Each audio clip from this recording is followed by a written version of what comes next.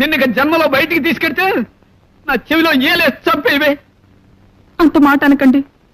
ఈల వేయటం నాకు మాత్రం ఇష్టమన్నా. ఏం చేయని చెప్పండి.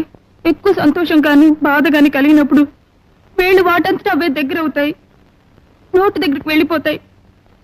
లోపల నుంచి గాలి వస్తుంది, బయటికి శబ్దం వస్తుంది. ఇవన్నీ నాకు తెలియకుండానే జరిగిపోతాయండి. నా వల్ల కాదే. ఏలేసే పెళ్ళాన్ని ఏలుకోలేను.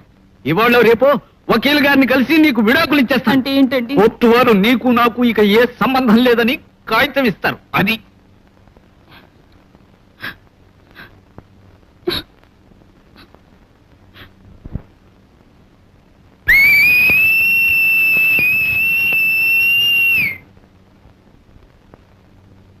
క్షమించండి, ఇది బాధ. ఇలా ఓసి నీ బాధ తగలయ్యా.